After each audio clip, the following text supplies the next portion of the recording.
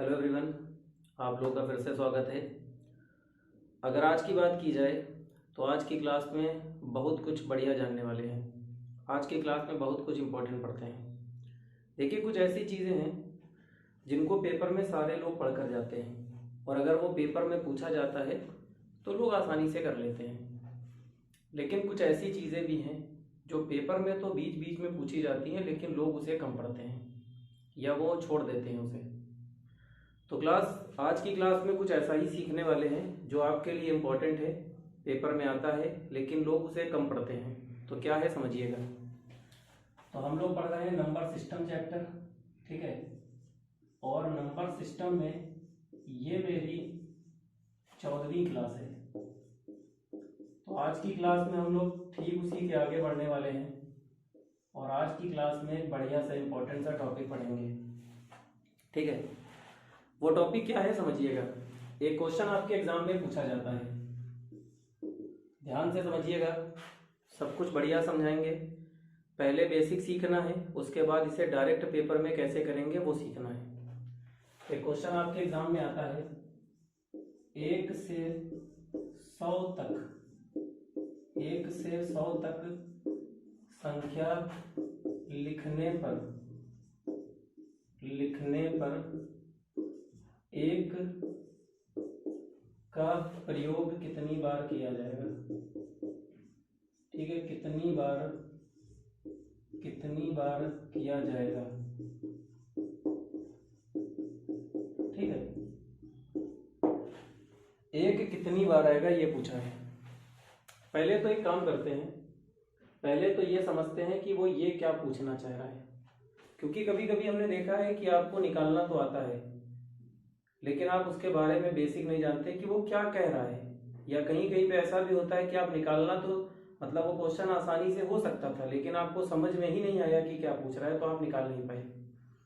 तो पहले इसलिए समझना बहुत इंपॉर्टेंट है। देखिए क्वेश्चन क्या कह रहा है, 1 से 100 तक संख्या लिखने पर। उसका कहने का मतलब है कि 1 से 100 तक की संख्या को लिखिए, आप लिख लिया जाए। उसके बाद गिनिए एक का इस्तेमाल कितनी बार किया गया है, मतलब कहां कहां पर एक आया है, कितनी बार एक आया है, ये बताना है।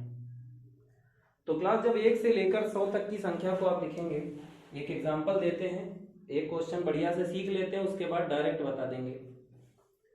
तो जब आप 1 से लेकर 100 तक की संख्या को ऐसे लिखेंगे, आगे 5 आएगा, फिर ऐसे ऐसे ऐसे आगे बढ़ते जाएंगे। तो क्लास समझिएगा क्या वो कहना चाह रहा है। सबसे पहले एक यहां पर आया, उसका कहना है 1 से 100 तक संख्या को लिखिए और गिनिए एक कहां कहां पर कितनी बार पूछा गया है, कितनी बार इस्तेमाल हुआ है। तो एक यहां इस्तेमाल हुआ है, फिर आगे बढ़े, एक 10 में आया है, 2 बार हो गया, फिर 11 में 2 बार आया है, 4 बार, फिर 12 में, फिर 13 में, फिर 14 में, फिर 15 में, 16, 17, 18, 19, यहां तक तो लगातार आया। उसके बाद 20 में आया नहीं, फिर 21 में आया, फिर 31 में आया, फिर 41 में आया, फिर 51 में आया, फिर 61 में आया। इन सारे एक को गिनना है और हमें बताना है एक कितनी बार आया है टोटल 1 से लेकर 100 तक की संख्या को लिखने पर। मेरी बात समझ में आ रही है आपको? तो वही गिन के हमें बताना है कि इनकी टोटल संख्या कितनी होगी। तो एक काम करते हैं, एक को लेके डिटेल में गिन के दिखा देते हैं, उसके बाद सारे डिजिट के बारे में आपको डायरेक्ट बताते हैं पेपर में क्या करना होगा, ठीक है। तो समझिएगा, सबसे पहले एक के लिए पूरा बेसिक आपको समझाते हैं, ठीक। सबसे पहले अगर एक को गिना जाए तो हमने एक काम करा, 1 से लेकर 10 तक गिनते हैं एक कितनी बार आया है। अब आप कहेंगे सर आपने 1 से 10 तक को क्यों गिना, क्या बाकी 100 तक नहीं गिनेंगे? गिनेंगे, लेकिन हमने 10 तक इसलिए अलग गिना है क्योंकि 10 के बाद जो है एक बार बार रिपीट होने लगता है तो उसको अलग से गिन लेंगे। मतलब हम क्या करेंगे, 1 से 10 तक अलग गिनेंगे, 11 से लेकर 20 तक को अलग गिनेंगे और 21 से लेकर 100 तक को अलग गिनेंगे। ऐसा क्यों किया समझिएगा। एक्चुअली है क्या, 1 से 10 तक एक कहीं कहीं पे बीच बीच में आया है और 11 से लेकर 20 तक जो एक है वो एक बार बार आया है, बार बार आया है। तो जो बार बार आने वाली बात है उसको अलग से गिना जाएगा ताकि गिनने में प्रॉब्लम ना है। आप जैसे चाहे वैसे गिन लीजिए, हम आपको ऐसे गिन के दिखा दे रहे हैं, लेकिन पेपर में ये सब कुछ नहीं करना है, सीधे आपको बताएंगे पेपर में क्या करना है। उसके बाद 21 से लेके 100 तक एक साथ गिन लेंगे। कैसे गिनेंगे समझिएगा।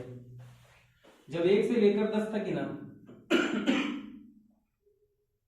तो 1 1 आया है 1 में, और बीच में 2 3 4 5 6 कहीं पर 1 नहीं आया है, और 1 आया है यहाँ 10 में। तो 1 जो है वो टोटल आया है 2 बार। ठीक है, 1 आया है 2 बार, काम हो गया।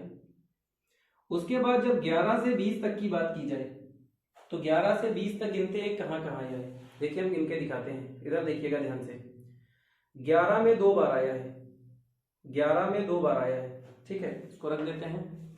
11 में 2 बार आया, 11 12 13 14, उसके बाद 15 16 17 18 19।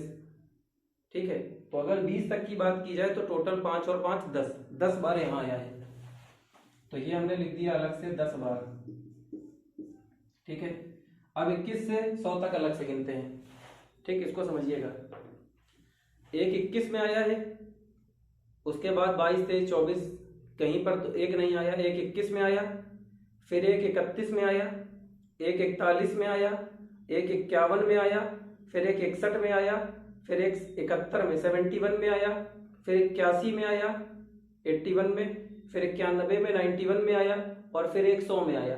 तो 4 ये हो गए और 5 ये हो गए, टोटल 9 बार आया। तो 1 कहाँ कहाँ पे आया है, 9 बार आया है, 9 बार।